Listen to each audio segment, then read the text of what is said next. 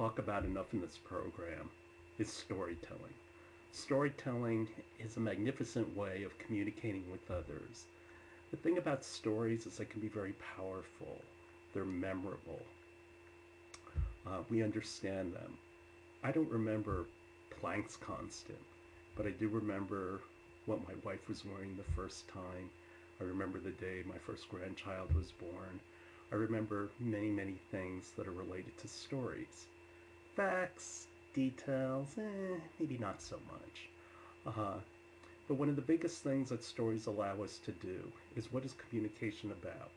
Someone's over here and I'm over here. You can close the gap much more quickly. And so, what does a story tell? It could be about morality, education, reporting, entertainment, historical recording. And this is all relevant to whether or not you become an entrepreneur, as a manager or as a leader. Not only that, going through a story and constructing a story makes you go through all the details of what you're doing. It allows you to clarify your thinking, because when you tell a story, you suddenly understand where all the gaps are in your thinking. It gains our focus, and we do it through the way we act. We embellish how we make gestures. Actually, when I was younger, I used to make wild gestures and used to have my arms out far and wide. Yeah, kind of hard to see in this video.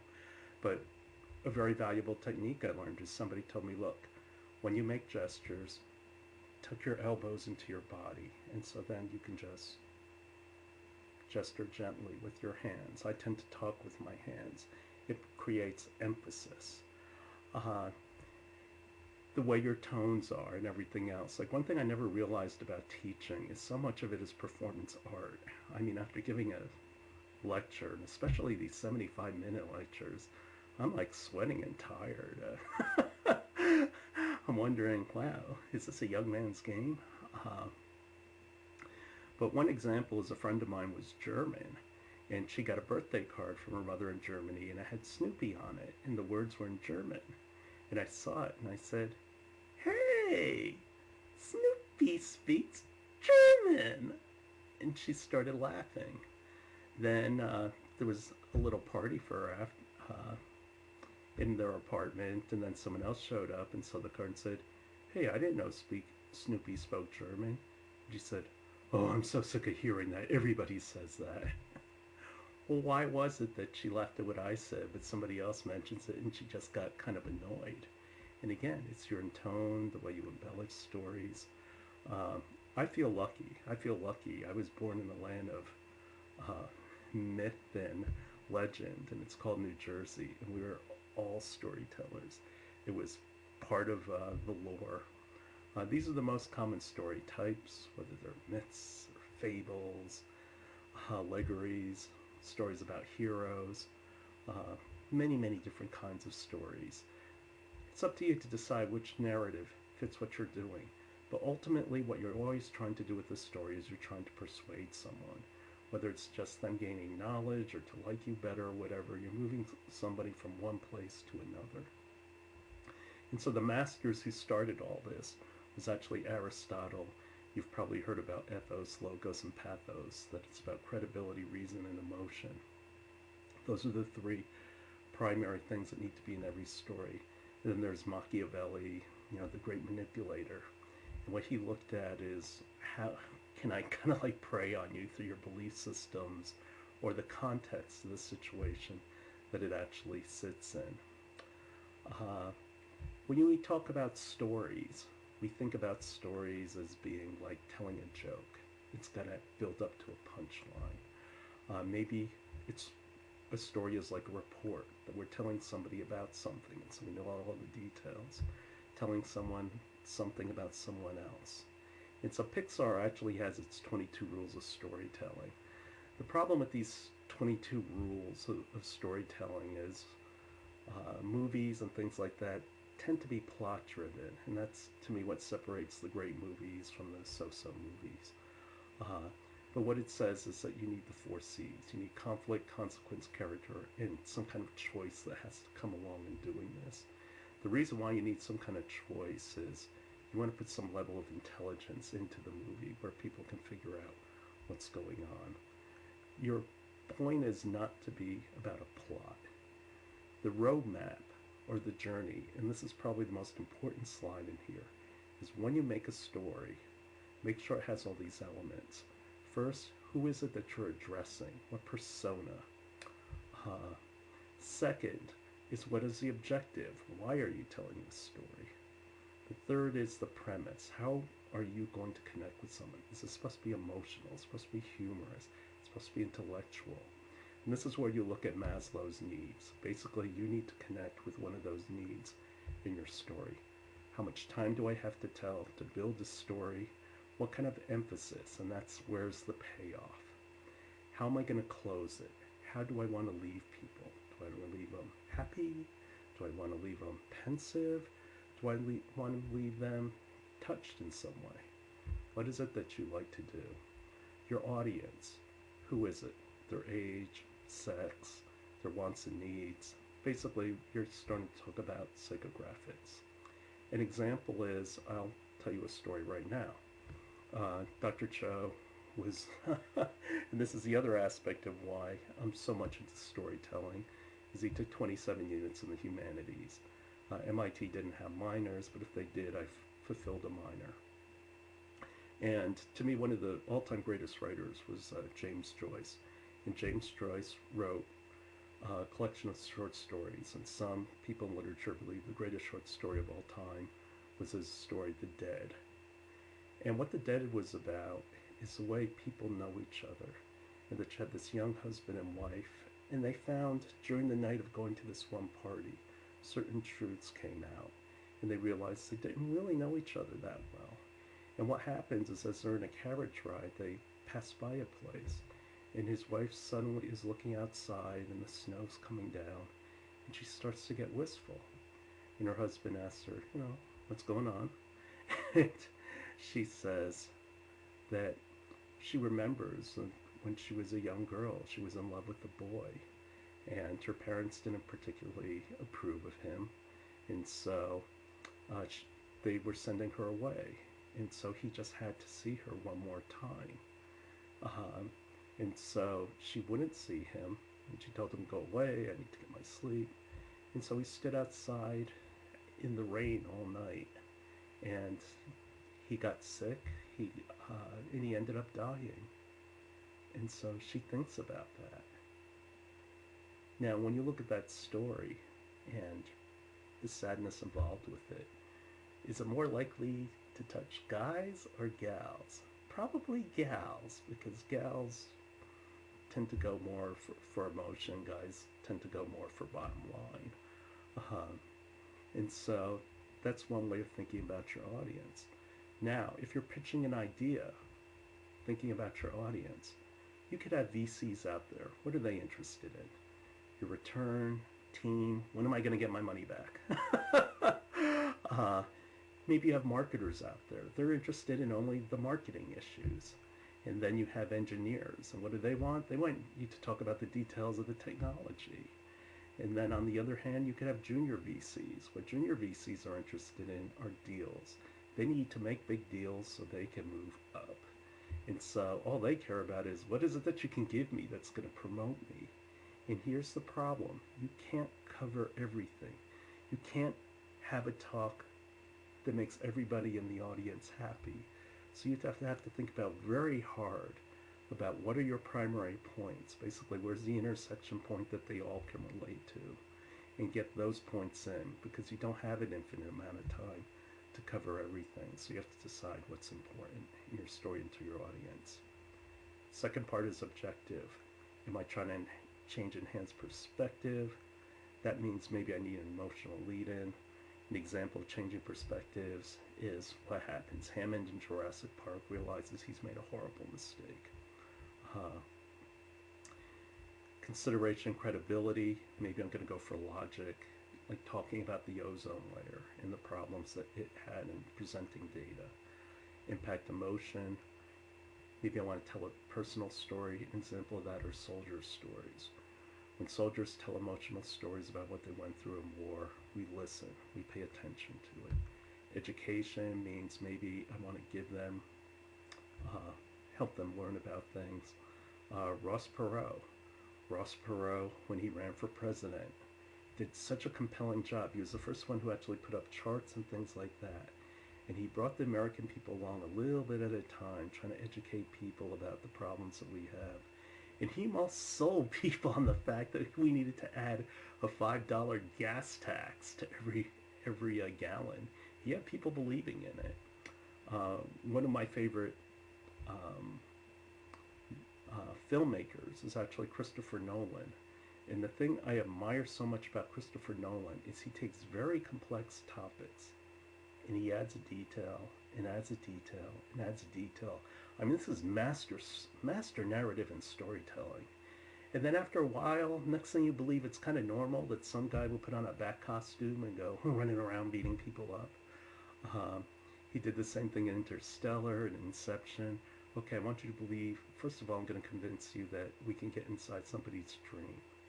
And then that person is going to have a dream. And he just keeps adding details where you can follow it on and on. Maybe I want to create incentives for you to do something. JFK was very good in doing that in his speech. Or maybe I want to filter or target my message to very specific people. The greatest example of that was actually Abraham Lincoln. Abraham Lincoln in the Emancipation Proclamation. Freeing the slaves wasn't for everyone. A good chunk of the North didn't really care about the slaves. They just wanted to keep the Union together. But when Lincoln realizes that to win a war, you need the people who are most passionate. And he realized he was never going to win this war with a bunch of fence sitters. He needed the people who were going to be passionate about it. And those people were the abolitionists. Those are the ones who are willing to die to the last man to stop this evil. And so Lincoln did the Emancipation Proclamation, but he was appealing to them. What is your premise of connection? How are you connecting with people? Shared experience is one of the easy ways to do it. You walk in the same shoes. Empathy, values. Can I connect with you on an intellectual level? Because we're all intellectual beings. Is about understanding. But what it comes down to is we're all living creatures. We all experience life. And through that, that's where we find our commonality. I've always found that when you spend time just talking to people and everything else, we're all the same. My opinion is, like in those John Wayne movies when he always called everybody pilgrim, that's what I think we are. We're all pilgrims. We're just on a journey through this life. We're all just we're the same bunch of schlubs. And that's what we all have in common. And so, how do I go about making you care? That is the premise of connection. For example, one way to connect is when you start your story. What is it that you're going to do to draw people in? For example, fairy tales. Somebody came up with Once Upon a Time. As cliched as it seems, it's effective. It draws people in. Maybe something over the top. Snoopy, it was a dark and stormy night. Dun dun dun dun. But it worked. One of my favorite childhood stories, and I still remember the beginning of the story like it was yesterday. I don't know, for some reason the story just really resonated with me. And the way it started by Ludwig Bemelmans, a French writer. In an old house in Paris covered with vines lived 12 little girls in 2 straight lines. And for those of you who have children or particularly daughters, because now it leans more towards a female book, it's the Madeline books, which is a good story. It was the worst of times. I mean, it was the best of times, it was the worst of times. It was an age of enlightenment and idiocy and yada yada. I have mixed feelings about Dickens. There's some things I really like about him and some things that just kind of annoy me about him. But everybody knows those lines. They draw you in. And so one of the greatest opening draws I've always thought, and I'll just let you go ahead and read this, is The Little Prince by Antoine Saint-Exupéry. I actually read the original French version. And what he talks about is the confusion of childhood. And that's that just to kind of, and you can do the actual reading yourself when you can look at the slide file. But he talks about how, and you don't even need the words to tell this story, but as a young child, he saw a book, True Stories, about, adventures in the great wild and stuff like that. And it terrified him to see this picture of a boa eating an animal. And so he thought he'd do the scariest picture of all. And so he drew this scary picture, and grown-ups looked at it and said, "It's a hat. What's so scary about a hat?" Well, he talked about how grown-ups, you have to explain things to them. And that, so he had to redraw the picture to look like this. No, it's not a hat. It's a boa eating an elephant. And so what he was getting at is the great imagination we have as children that adults can appreciate. And so we can connect with the beginning of the story because at some time or another you probably remember being frustrated with people being older. The thing about childhood is it's honest, it's pure, it's emotional. Again, we all can connect to childhood because we all go through it. And that's what Dr. Cho means about connecting to life. By the way, Dr. Cho, when he was in kindergarten, said black was his favorite color and almost got sent to the office. I kept being told black wasn't a color. And I said, yes, it is. It's up there on the color wheel. And I said, no, black is the absence of color. It's like the number 0. Well, 0's a number. And it was awful. Here's a little exercise for you. You want to be on a game show and think like Jeopardy for entrepreneurs. The interviewer says, tell me your story. What do you say in 3 sentences or less? When you want a payoff, you might have to take risks, and who you are comes out in your storytelling. How safe do you want to play it? How much of yourself do you want to expose? What point do you start crossing lines? And it's about risk versus reward. The more you're willing to risk, potentially the higher reward. Match the artist with their following work. The Dharma Bums, and for those of you who aren't familiar, Dharma is a concept in Hindu. It's really sad. I asked some of my Indian students, okay, explain Dharma. Okay, Dharma is basically cosmic law. It's the belief that there's an order and a place in the universe, and Dharma is like everything. The Dharma Bums, Riptide, and The Violent Bear It Away. Based on the title of these, which ones do you think the story is? Well, it's really interesting. The Dharma Bums is actually the gentleman in the middle, and that's Jack Kerouac, leader of the entire hippie movement. Well, one of the leaders. But what his books are basically about is disillusionment with society and what it forces on us. But most of all, his books are about creativity and being in youth and just that burning desire that makes you just want to explode. And I really enjoy his works. Riptide. Well, what is Riptide? It's about the beach. Okay, who's the blonde guy with the tan in these pictures? Yeah, that's right. It's Robert Palmer. In The Violent, interestingly enough, people got B and C wrong. But everybody got The Violent Bear It Away. And who's that?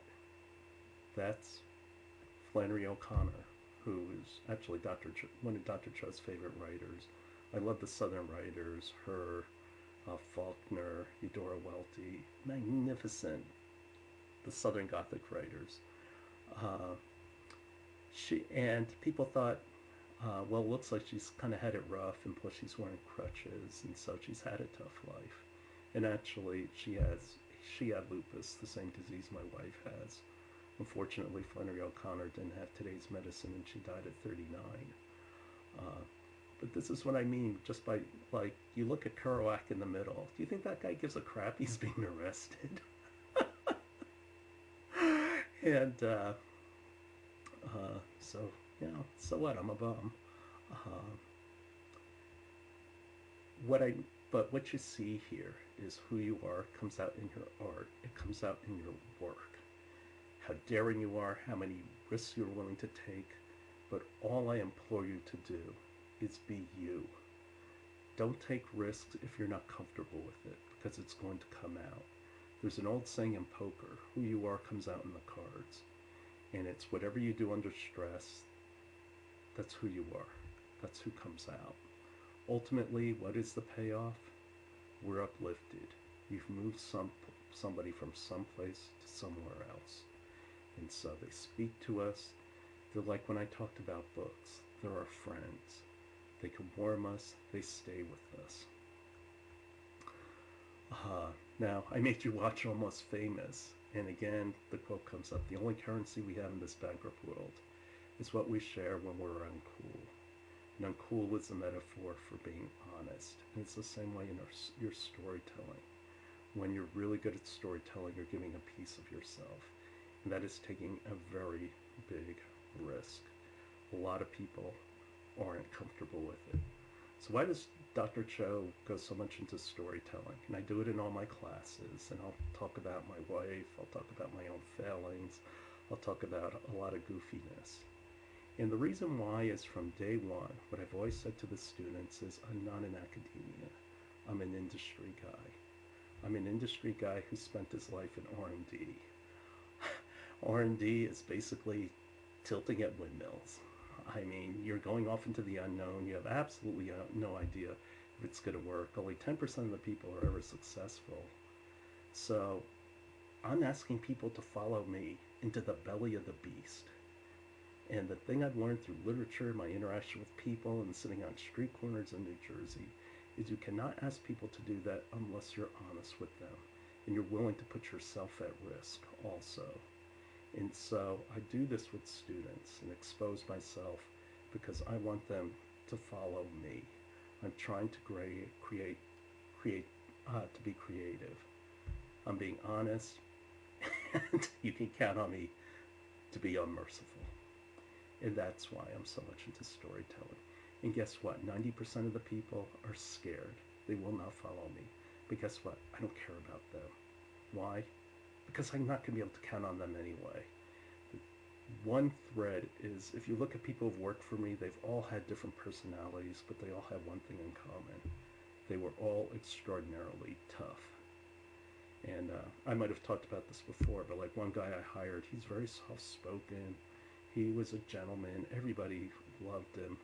And I was wondering, does this guy really have what it takes to work for me?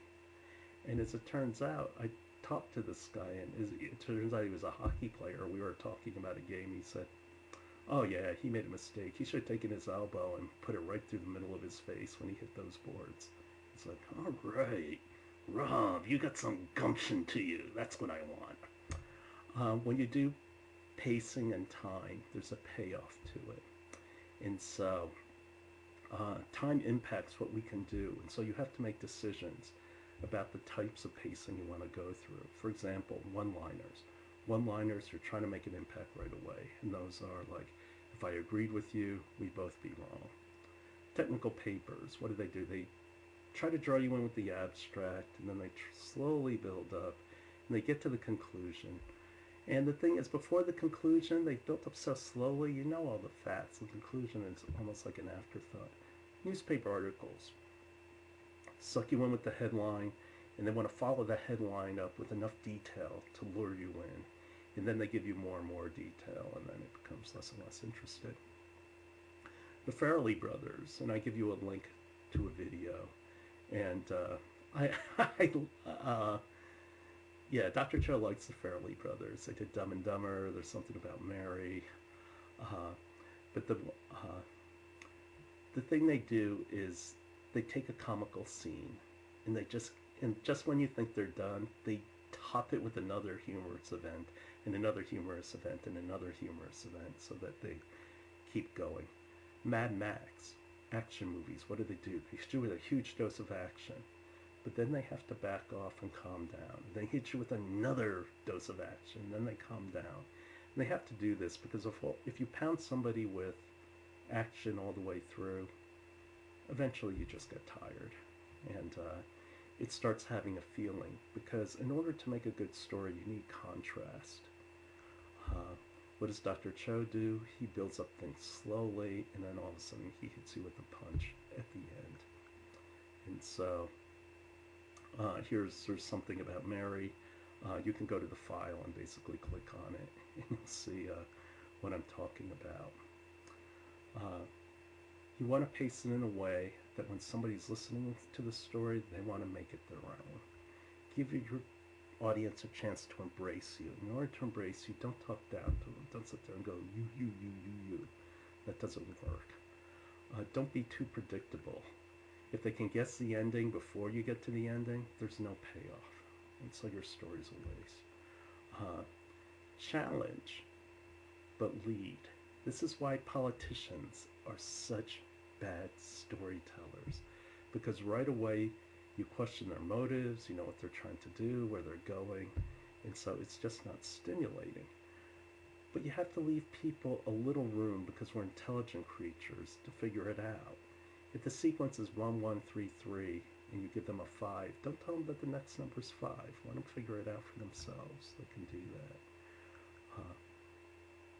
So what we're creating is empathy, understanding, and comprehension. Our stories are a gift to another. It's a gift with a purpose. What's the point to our narrative? Again, we're entertaining, we're persuading, we're educating, we're documenting, or we want a moral. Those are the things that people carry with them. What if I do a bad story? What's the repercussion of it? I can get confused, I'm offended, I'm hurt, or worst of all, I'm boring. What's the worst out of all these? Depends on your objective. When do you start burning bridges? Examples of good narrators, like Neil deGrasse Tyson, for the life of me, I don't understand what the big deal is about that guy. He never really scientifically achieved something. But the one thing he is very good at is communication. He can take complex ideas and make it simple for people. That's why people love him, or Carl Sagan, or Ken Burns. An example is for those of you who want to go to graduate school. There are 3 things that going to graduate school, a school wants to know. Can you do the work? Do you fit into our culture? And do you bring added value? And that added value is what's your potential? And so if you're going for an MBA, your competition is everybody in management is going after it. So you're going up against managers across a wide, very accomplished people across a wide spectrum of different businesses. So what you can do is, even if you have good grades and good work experience and everything like that, unless your job name is like Jobs or Musk, you're going to be ending up in the middle. And so when you're in the middle, this is the problem. You're in coin flip territory. And being in coin flip territory, maybe you make it, maybe you don't. I was talking with the MIT admissions counselor, and she told me, well, about 10% of the people who apply are no-brainers. These are people who are going to be Nobel Prize winners, whatever. It's easy to sign off on them. The bottom 20%, yeah, those are no-brainers too. No-brainer reject. It's like they should have never wasted their money. But what about the 70% in the middle? And she told me, well, those people in the middle, I feel really bad for them because somebody that they rejected on Tuesday, they might have accepted on Wednesday. I mean, these are that close. On a different day, they might have gotten in. And so you're in coin flip territory. Who knows if you're going to make it? Now, one thing is to take a risk and put yourself out there. And that puts you in the top 1%. On the other hand, it blows up in your face. You end up in the bottom. And so that's your gamble. And so when I was applying to business school, I decided I've never been any good at the middle 50%. I always lose when I'm in the middle 50%. So I'd rather go down taking a chance than hoping that I call heads or tails right. And so I wrote, you have many fine managers who will become leaders of industry and create value for their enterprises. But how many people will you accept that have the potential to change the way we live? And so I talked about my patent record and everything else. And so I said, who are going to be your Steve Jobs, your Scott McNeelys, and people like that? And I said, it was going to be me.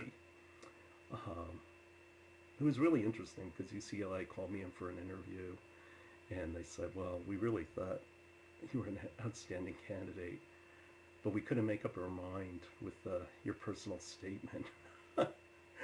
Are you this monstrous, ego, obnoxious person, or who are you? this is the most important point of all. I got their attention. I stood out. And so subsequently, I got accepted into every school that I applied to for my MBA. Uh, so here's an anatomy of a typical Dr. Cho story. Uh, a friend of mine who had this old 65 Chevy, he loved fixing up cars, and we went out to see a friend of his out in Brownsville, New York, which is where Mike Tyson grew up. Very, very rough place. And the car broke down. And we didn't have a replacement part. The sun was going down. Everything was closed. And this was not the kind of place you wanted to be out at night. This is the kind of place where if you are not connected at night, there's a very, very good chance that you are not going to get out of there alive. And so we're hiding out in this junkyard, trying to find, we hopped the fence and tried to find parts.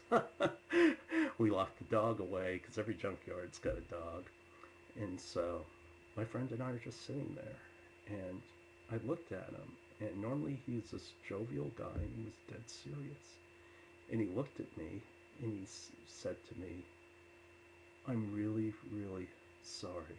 I never meant for this to happen. I didn't want you to be here." And he said, "Look, you got school. You got a chance to make something yourself. The rest of us, there's no future for us. There's nothing for us." And this was a guy who actually had spent 7 years in prison. And he said, "I don't know what I was thinking. I'm so sorry, but you shouldn't be here." And so here we are, middle of the night, pitch black. And there was so much sorrow in him. And I looked at him and I said, "What the hell is wrong with you? We ain't dead yet.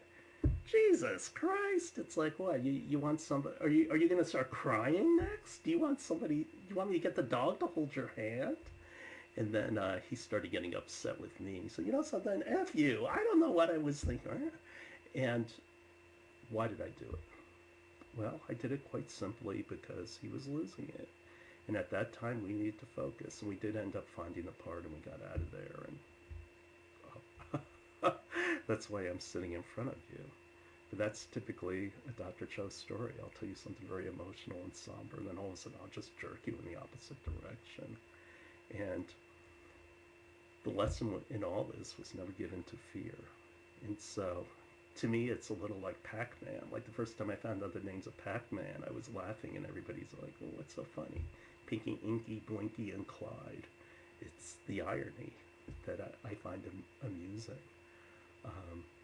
Another example where I've used going to extremes and how useful it is one time I went with a team of people, and there were 5 of us.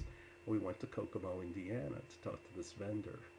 Well, going to the airport was like through this, we decided to take this shortcut back road, which is about 8 miles to the airport. And then one of these blizzards started building up. And it was one of those blizzards where, you got a couple of feet on the ground, the wind is 30, 40 miles an hour, and there's nothing out there. And lo and behold, our rental car breaks down. We're in the middle of nowhere. The snow's piling up around the car. And this was in the days before there were cell phones. We're 3 miles from Kokomo. We're like 5 miles to the airport, although we weren't quite sure. And so there's 5 of us, and we weren't dressed for winter weather. We were dressed for a business meeting. We're wearing suits, trench coats. We got leather shoes on. We're in no shape. And the temperature's dropping, and the wind is blowing, and the car's freezing. It's dead. We can't even turn the heater on. And it was looking pretty bad.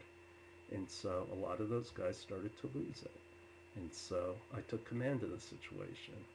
And first we had an older guy, Tommy, and I just said, "Well, Tommy," he said, "I don't think you're going to be able to make the walk." The guy was in his upper 50s and a chain smoker. And then I said to him, "Well, Tommy, I think you'd agree that it's better if you stay behind. Now, we're going to go out there and try to make it. And if we can't make it, we're probably going to come back here. But if we come back here and you haven't made it, we're probably going to be pretty hungry. but don't worry, we'll take your body back to your wife because, quite frankly, with the amount you smoke, I mean, it's biting into you is like biting into a charcoal briquette. Are you kidding me? He said, "You're just like one big walking cancer stick." So yeah, you're okay. Don't worry. We'll get your body home to your wife. And at this point, he got really furious with me about my insensitivity. He started swearing at me. And so next thing I did was, and the three engineers who were following me were younger than me. And so we start hiking it out. And it was damn cold. And uh, one of the toughest, and as we're going through the snow and stuff like that, my mother, actually my mother was an opera singer.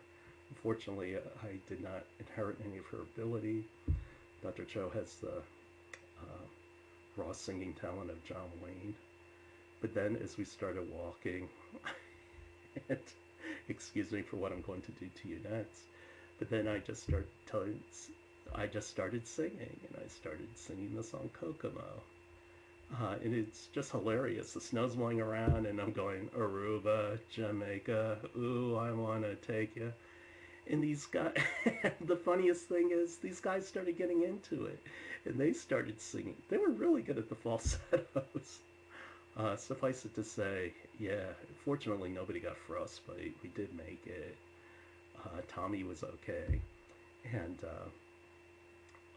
later on, my boss pulled me aside, and he was kind of upset with me in some ways. He said, "But I understand why you did it." And I said, "Look, the biggest danger in the cold is that people can fall asleep. What I said to Tommy, I did intentionally because I wanted to piss him off. I wanted to be angry so he would stay awake." And I said, "Well, we all went." And then, yeah, those guys thought I was insane, but I had to take their mind off what we were doing. It's just like women focusing on breathing during labor. He said, so I did the goofiest thing I could think of. We did Kokomo. And to me, this was one of the great moments of me as a leader and as a manager. Now, when I tell those people that story, what am I trying to do? I'm trying to show that I'm willing to, that there was intelligence in what I do, even though it seems like I'm totally nutty and don't know what I'm doing. So there are ulterior motives where I tell that story. The exercise, going back to it, why do you want to be on a game show? Dr. Cho was actually accepted to be on a game show. It was on the History Channel, and it was called Pornography. Actually, it was really funny. In one class, one of the female students misheard me speaking, so she thought it was the other word, and there was this look of shock in her face, and then her friend leaned over and whispered, and then she started cracking up. I started cracking up. But anyway, it's a trivia thing where you compete against a guy who knows a lot about history in a pawn shop to win prizes and cash, and you negotiate. Well, unfortunately, and my wife said, "You should go do that." I said, "Oh, what the heck, I'll do it." So I filled out an application. I got a phone call from the casting office, and then the show got canceled. So yeah, there went my 15 minutes of fame. But one thing they ask you to do is tell your bio. And so this was my bio. Born of poor but noble parents. My draw in line. If you ever get stuck and they ask you, tell me something about yourself, just say, I was born of poor but noble parents. Humorous, gets them every time, doesn't offend people. I love it. I was raised in a family that believed in education. Subsequently, I was inspired or brainwashed into getting 4 college degrees from 4 different universities, including a PhD, MBA, some schools, including MIT and UCLA.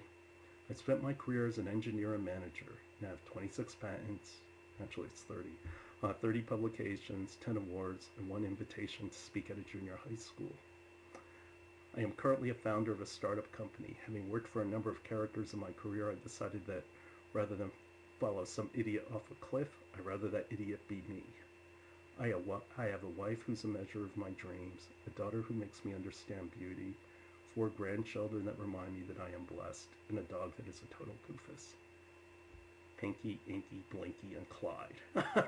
You see that where I start, where it seems like I'm very, very serious, and then I jerk in a different direction. Again, this change of pace. Finally, what did they ask me? Why do I want to be on this show? And I wrote, it is my intention to wage an intellectual battle that will inspire the writing of songs, the commission of paintings, and the building of statues to commemorate one of the epic moments in the history of human competition. But most of all, it looks like fun. And so, this is Dr. Cho's style. This kind of like quirky, sarcastic thing going on. But what do people write when they turn in these applications? They they play it straight, and it doesn't stand out. So for me, I'm fearless, so I'm willing to take risks. Why do you want to be on the show? Oh, I love this show. It's my favorite show on television. And gee, I love Rick and Chumley, and uh, it's my life's dream to be able to be on with. Oh, come on, everybody writes that kind of crap. So there's also a lot of thought that went behind this. I do. One thing you find out about Dr. Cho is there's a reason why he does everything, and that's at the very beginning. The writing of songs, the commission of paintings. What was my inspiration to write that? Star Trek. And that's at the Klingons. The Klingons were intergalactic, Spartans. Today's a good day to die. Let's drink before tomorrow ends. For those who are about to die, we salute you.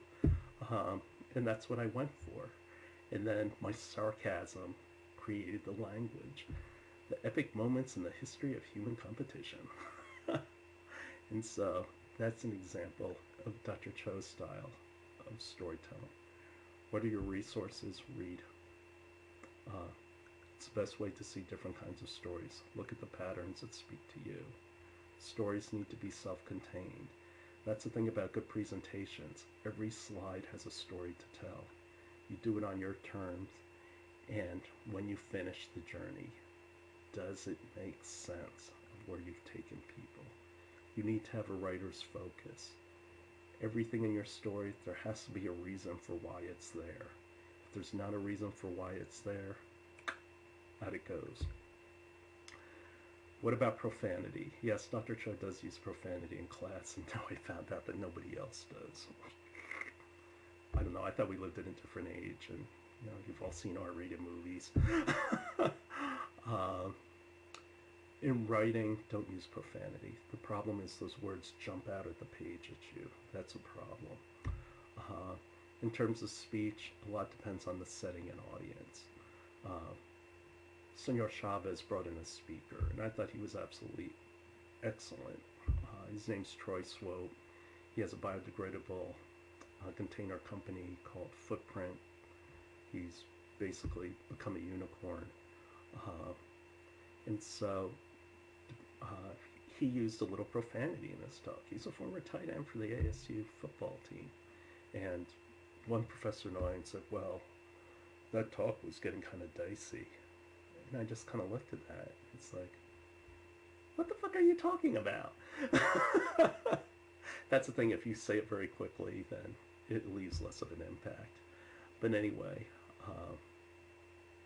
a lot depends on the setting and the audience.